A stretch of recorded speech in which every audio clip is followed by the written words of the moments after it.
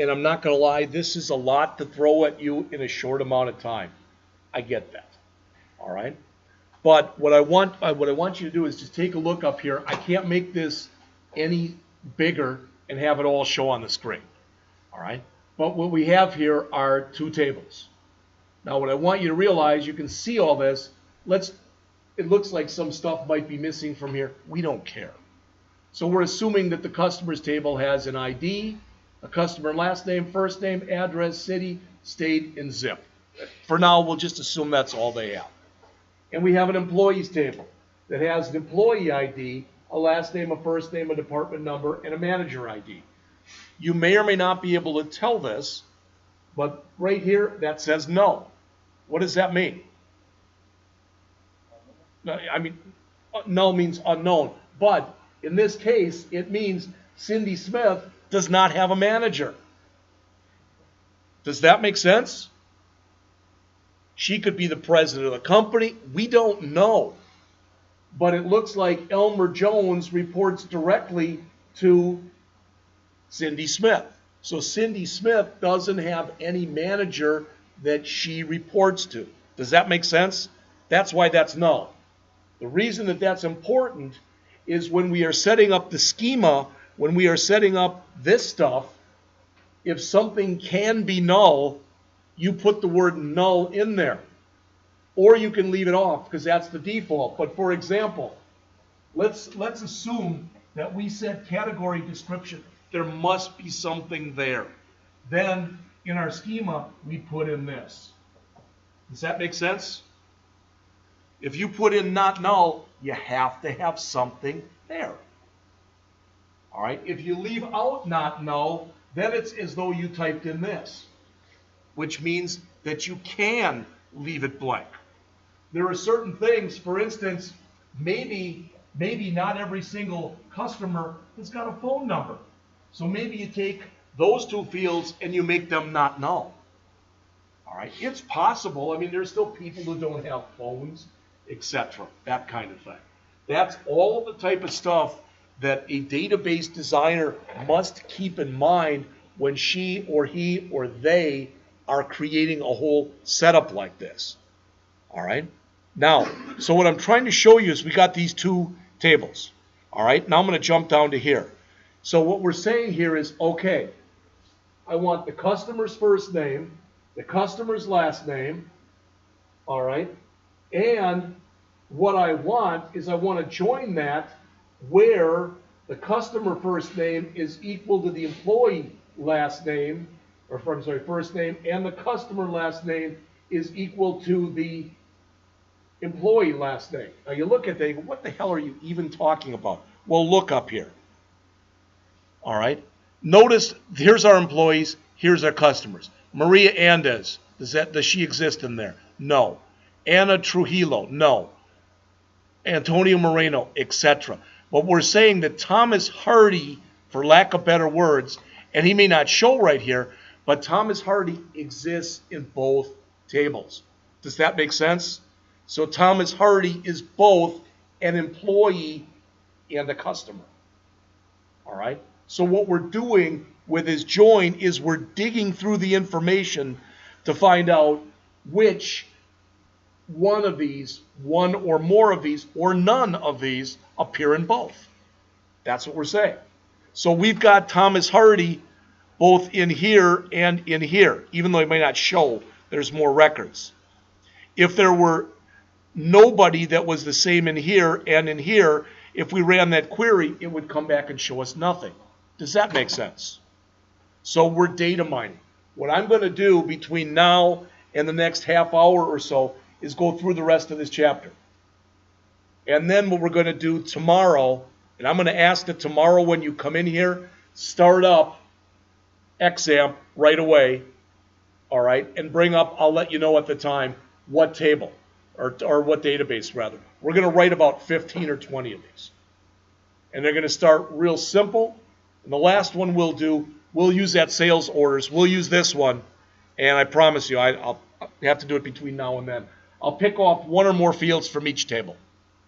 So our answer is going to be real ugly because it's going to be 8 wide. All right? but we'll be able to do that. All right, just so you can see how indeed all that stuff is done if you'd want to, need to, have to do that. Now, in this example, notice we've got a complex condition. This and this.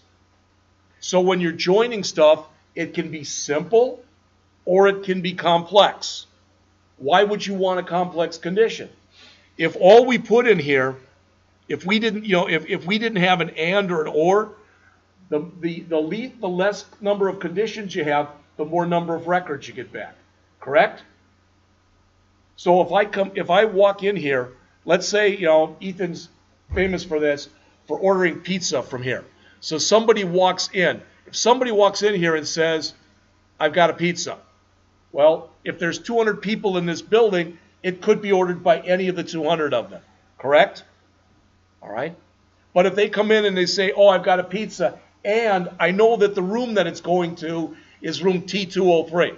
Now we've cut it down from 200. We've cut it down by at least 90%. Okay? If we say we got a pizza and it's in room 203 and the person who ordered it is Ethan, now by putting in 3 conditions, we probably knocked it down to 1 person. So the more conditions you put in here, the less number of records you're going to get back, usually. All right? If you say this, or this, or this, or this, or this, you're going to get more back. But if you say this, and this, and this, and this, you're going to get less back. All right? So again, a join can have 2 or more conditions with ands and with ors. All right. You can also do, and this is confusing, you can join a table on itself. That's what a self join is. Now, what if, remember this thing I just showed you right here? This, and I said Cindy Smith didn't have a manager. All right. I could join that table on itself to say, show me all employees who do not have a manager. And then what should come back, let's suppose these are all the records. What should come back is just Cindy Smith, because she's the one who doesn't have a manager ID. Does that make sense? All right, that's a self-join. When you join a table onto itself. Looks a little weird when you look at it here. In this case, you have to use those aliases. Notice vendors V1, vendors V2. You've got to give them both aliases. You're using the vendors table and you're using the vendors table. All right? So with a self-join, you must do those aliases. As it says, it joins a table with itself. You must use aliases for the tables, and you must qualify each column name. Why? Because they're the same table. So v1.vendorcity equal v2.vendorcity. All right?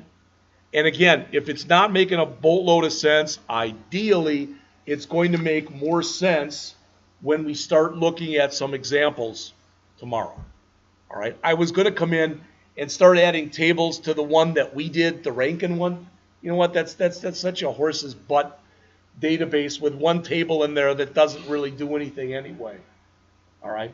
So I'm just going to use these. There's more records, and I think it's more reflective of the way it's actually done out in business and industry. You can join more than 2 tables. Please look on the screen here. Notice we're joining vendors with invoices, with invoice line items, with general ledger accounts. So we are joining together 4 different tables. When you've got 4 tables, you will have the word join 1, 2, 3 times. If you're joining 2 tables together, the word join will appear once. 3 tables together, the word join will appear twice. 4 tables together, the word join will appear 3 times. So the word join will always appear 1 time less than the number of tables that you're joining. All right? But sometimes, and believe it or not, that's really a simple structure right there. It really and truly is. It's not implausible that you could have a company that had hundreds of tables. And you might want to be doing something really weird, and you got to join this one with this one with this one, etc. All right? So you might have to join together a whole boatload of tables. Sometimes when you've got hundreds of tables, it gets to be so big that you create more than one database. And you actually join tables from multiple databases. There's no magic number, though. You could have one database that had 10,000 tables in it.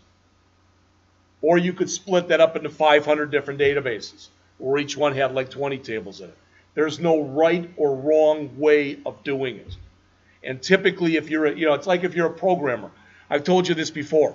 All right. So Jesse's got a job. He's a C# programmer, and he's told to do this, whatever this is. It's probably going to be very rare that his boss will come up to him and say, Jesse, why did you do it like that? If it works, then Jesse looks good because Jesse's boss looks good. And many times, it depends on the company. But I know, for example, when I worked for AT&T, I worked for 3 different people. One of the people that I worked for there had no idea how code worked and didn't care. Just said, do this. Never said, why did you do this? Because they didn't know what it was. I had another person that I worked for there who was a former programmer. And occasionally he would come in and say, you having problems? Let's look at your code. So everybody's different.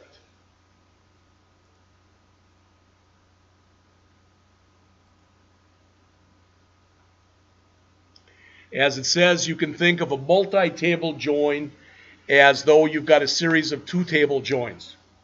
All right, does that help? Probably not. There's a different kind of syntax you can use to join. Please look up on the screen here. Why? This is what I use. This implicit syntax. So hopefully I still have that up there from before. All right. So I'm going to grab this one right here. We hit enter a few times. This one that's right here, there is absolutely nothing wrong, nothing with what the person wrote here. But I want to show you how I would have written this. And that is select I.invoice number, comma,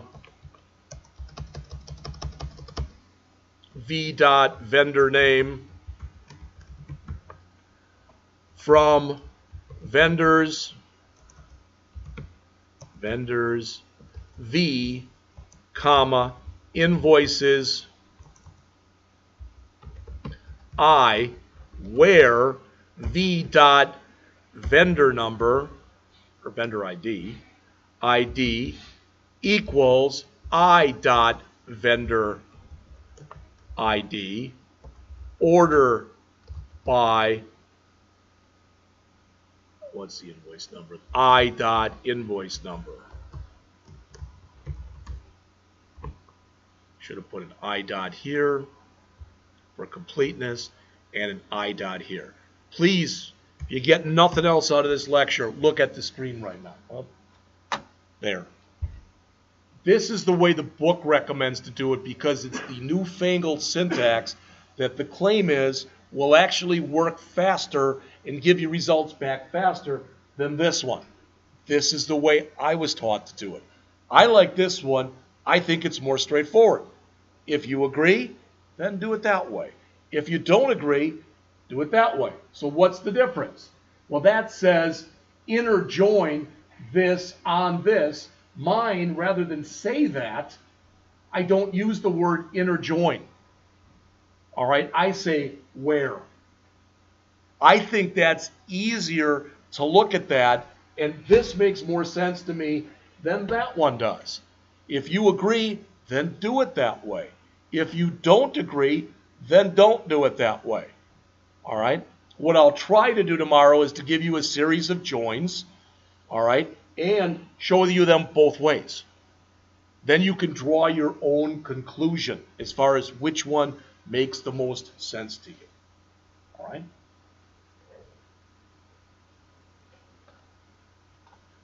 So again, there is an example. Now, when you do this, we said before that when you join together 4 tables, you would have 4 of those join statements.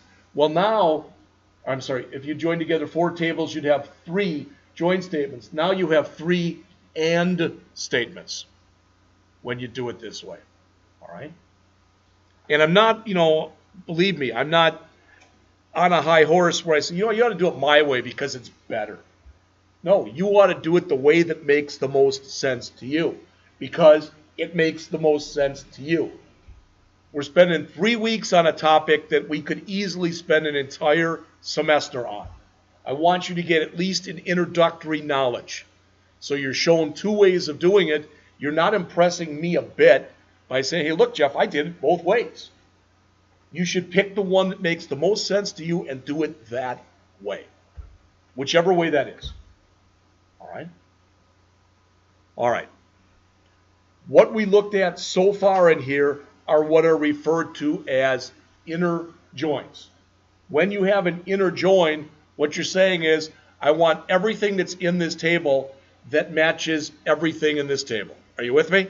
It's got to be a match. Got to be in both. If it's in one table and not in the other, I don't want to see it. I only want to see it where whatever it is I'm hooking together matches. Sometimes, if I'm hooking together 2 of these tables, I want to see everything in one table, even if what's in the other table doesn't match. Do you understand the difference? So if I'm comparing, let's say, these 2 tables, and I do an equijoin, then I'm saying, show me everything in this table that has a match in this table. All right? When you do an outer join, it's not a non-equijoin, but what I'm saying is, if I'm doing an outer join, I can do what's called a left outer join or a right outer join. And what's the difference? It's which one you show first or which one you show last.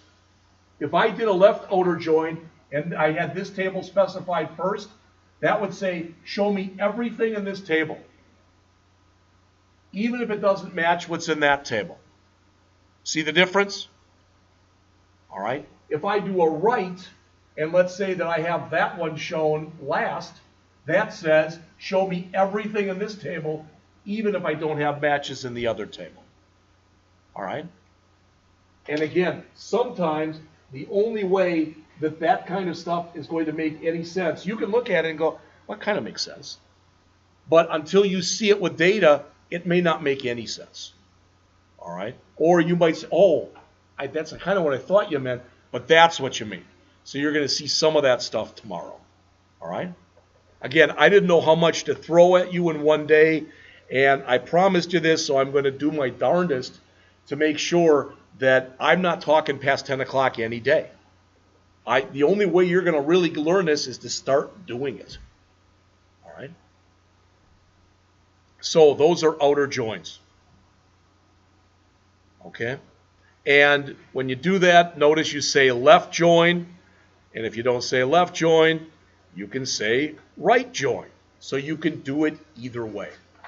And the difference between them is if it's a left join, the table on the left is the dominant one. If you do a right join, the table on the right is the dominant one. So you can take a left join, like the one they showed right here, this one. You can take this one that they're showing right here. Vendors is the dominant table. All right? If I just reverse them and I put here invoices, I could say right join vendors, and I'd get the same result. So if you look right here, notice we get a bunch of nulls. When you do outer joins, you're going to get a lot of nulls. Because when one doesn't match in the other table, you're going to get back nulls. All right.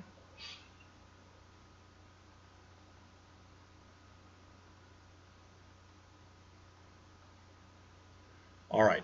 A couple other things they mention here starting on page 134 as far as being able to work with joins. It says how to join tables with the using keyword. Well, let's make this even more complex, okay? All right. You can do it this way. Look on the screen here. If the field name between the 2 tables you are trying to join is exactly the same name. Did you hear me? So they would both have to be called vendor ID. Now you don't have to say basically when we did the one before where we did like vendors.vendor ID equals invoices.vendor ID. If it's the same name, you can say using with the name of the field. This is yet another way of doing it. And again, you might be thinking to yourself or raise your hand and go, that's fine. Why the hell are you even showing us all this stuff? Because a lot of times what's going to happen if you get out in the field and you're using something that somebody else has created, it's probably not created by one person. It could be created by 3 different people. All right? And Evan might like my syntax. Ryan might look at it and go, I like the one that's in the book. Josh might look at it and say, man, I like that using stuff. Some people are like, you know what? I want whatever one involves the least amount of typing. I don't care what it is, but I want that one. And other people are going to say, you know what? I'll type more, but I want it to make sense. And I only want to do it that way. And somebody else might have different criteria. So you may be working on a database where you've got a bunch of queries that you have to maintain. They might use all of these different syntaxes. All right?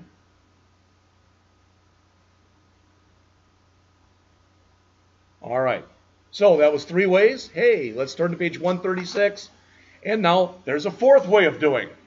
And that's called using the natural keyword. And with a natural join, for lack of better words, what you're doing is you're saying to the system, I'm going to give you as little information as I possibly can because I think you can figure out how it should be done. I don't ever use natural joins. Not that they're confusing, all right? But I like to put as much information in as possible, all right? Again, I've given this type of thing before, this type of analogy I'm about to give, and you might like it, you might not, but at least it should hammer home the point, all right? Last Friday, when I was back in Illinois, that was the first time in about 3 months I went out and karaoke, all right? So why am I telling you that? There actually is a point if you give me a second. All right. The last song that I was going to do, it was time to leave. My wife was tired, so it was time to leave. And I said, I'm going to do In My Life by the Beatles. Okay? I love this song. I do it once in a while karaoke. People there like it. There's hardly anybody there anyway. It didn't matter. The point is, I forgot about it until it started. Okay? And he's got a super good version. The music is perfect, but it's filled with background singing. I hate that. If I'm going to screw up, I want it to be just me. I want it to be just my voice. Then if I screwed up, it's just me. I don't want to say I screwed up because the background singers, they were off key or whatever. All right? In the same way, when I write this stuff, I want to take total responsibility for it. If you go in and you go, you know what? I used the natural keyword and I did it according to their syntax, and I got wrong data back. All right, I got wrong data back, but it's not my fault, it's the software's fault. What is your boss going to say? He'll give you 5 words back. I can't fire the software. It's your ass that's on the line. So you should do it in whatever way makes the most sense to you. But that said, you should always do it in the way that's going to give you the right information.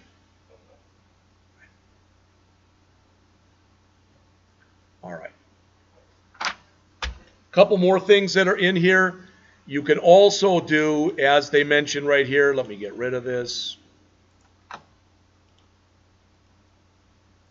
As they mention here, starting on page 138, all right, that you can do what's called a cross join. And it said it includes each row from the first table joined with each row from the second table. Like, what does that mean? It's what I showed you earlier. Remember when I said select star from, and I put in 2 tables that didn't make sense? I said customers, comma, categories. That's a cross join. Okay? It's also called a Cartesian product join. There were 27 records in the customers table. There were 6 categories. 27 times 6 is 162. It gave you every combination. That's what this is.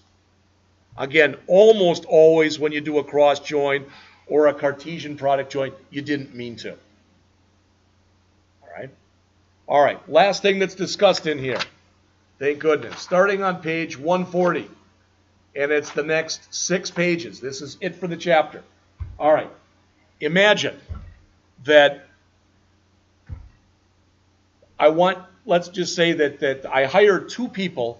All right, I hire two people. I'm looking right here. You two. All right. And you two are going to sit there and you're going to do a bunch of data entry for me. I don't want, well, just pretend you are. All right, I'm giving you 25 bucks an hour. And it'll be 10 hours for each one of you. All right. And there's 26 letters in the alphabet. So I want you to enter in everybody with a last name between A and whatever that is, like L or something like that. And I want you to enter in everything that's between N and Z. Does that make sense? So you put all your stuff in. And let's say you've got 500 records, you've got 500 records. Now I want to combine them together. There are 500 different records, right? One has the last names that go from A to N or A to M, and one from N to Z. I can use a join as long as the tables are set up in exactly the same way. I can join the two together. Now there the order would matter, because if Matt is going to do N to Z and I put his first and then do union, I'm going to have them from N to Z and then from A to M. Whereas if I do it the other way, I'm going to have it from A to M and then N to Z. But when you do a union, you are combining together two tables that have the exact same format but have different data in them. Does the concept make sense? That's typically why you do stuff like that. So you say select. Again, this could be an entire, select star from students, union, select star from students 2, for example. And that would combine those together. But for that to work, they must have the same schema. They must be set up the same way. Otherwise, the results are not going to make any sense. Does that make sense? Because basically, that's what's left for the rest of the chapter. All right? So tomorrow we're going to do at least one thing and possibly two things. All right? For the first approximately half hour to an hour tomorrow, so until we break, we're going to go through some join examples. In fact, I'm going to start writing some right now. So I've got some for you for tomorrow. Then after the break, we're going to do this. Tomorrow, we're going to finish chapter 5. It's a short chapter. This chapter was about 30 pages. The one tomorrow, I think, is like 14 pages. We should be able to go through that in an hour. All right? And then when you're done tomorrow, I'm going to give you your first worksheet. That first worksheet will be due a week from tomorrow. You with me? All right? No, we don't have class that day. You don't remember? No class a week from Friday? It's Good Friday, or whatever you want to call it. It's an old school holiday. Okay? There won't be class. All right? But I'll make it due that day anyway. So you can either turn it in ahead of time or you can email it to me. Either way. All right? Just so you know, Friday morning. All right? I don't know if I've gone through the whole chronology with you, but Ryan, who used to teach in here after me, Ryan has left Rankin. He took a job in Los Angeles. All right? So we've had to play with the other instructors. They've had to play musical chairs. You may or may not have noticed Mike Stacey comes in here. He's a big guy. He comes in here after me. He's the new Ryan. Well, Mike actually works in Perryville. Mike's coming in here because Mike's the only one with the expertise for Ryan's class. All right? So Mike is teaching an intro class in Perryville. Mr. Corrigan, Charles, now is in Perryville for the next 2 weeks. They've hired another guy to come in and take over here, but he needs to give a month notice where he is. All right? So why the hell am I even telling you all this stuff? Because once a month in Wentzville, once a month, what they do is they have what's called an employee breakfast. All right? And it's in the other building. And they invite, it's not an employee breakfast for us, but it's for people who would employ our graduates. Does that make sense? And usually they get anywhere from 10 to 20 people. They give them pastries, and they give them a talk about Rankin. Our VP, Don Pohl, comes in, typically, etc. So again, why am I telling you that? Well, I sent Charles an email yesterday thinking, you know what, I'll be a nice guy. I know Charles is in Perryville. I'll ask, should I go from 7:30 till 8 on Friday? Should I go over to the breakfast so he has some kind of a representative there? When the breakfast starts, come back here. And he writes, yeah, that would be great. Thanks for stepping up. And when you're done with the breakfast, bring them back over here and give them a tour of your program and a tour of the other program. Well, me trying to be nice and spending like 30 minutes doing something now has turned into 2 hours. All right? So I made a short story long, but I'm going to be over there Friday. So I'm going to talk to Mr. Knott, who you saw in here this morning, ask him to open up that door. He's going to take attendance. He's like Mr. Corrigan. If you walk in at 8:06, you're tardy.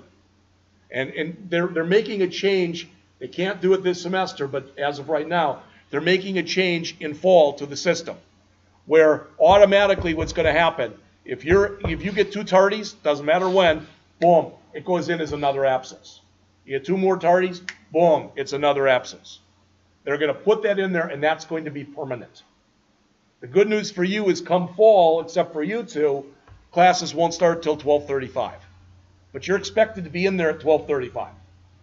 It took about 8 weeks, but I think in Ethan's class, most everybody is in there at 12:35. All right, I'd say. There's a few exceptions. I got one guy who works all morning in Chesterfield. He usually either gets there 10 minutes early or 5 minutes late. All right, but everybody's different. All right, so again, you know what we're going to do tomorrow. Friday will be lab for the entire period. During that time, when I come back in here, I will be walking back with X number of potential employees. They will be watching you guys. All right, so hopefully, you'll all come. We've got lighter numbers anyway, but I hate it if there were 3 of you here. 5 of you were absent. All right, it doesn't look good for the program. Doesn't look good for the instructor either. All right, but Ethan, you're welcome to come the entire time on Friday because it's lab all period. Tomorrow is going to be lab from 10 o'clock on. Today it's now 9:50, so the rest of the period today is lab. I don't have the worksheets prepared yet. Otherwise, I'd give them to you today already. All right? So you will get them tomorrow. Questions on anything that we did today? All right, the rest of the period is yours. Again, if you've been trying to do some of these queries and you've been having some problems, or you're still working on C# and you're having some problems, that's what Ethan is here for. All right?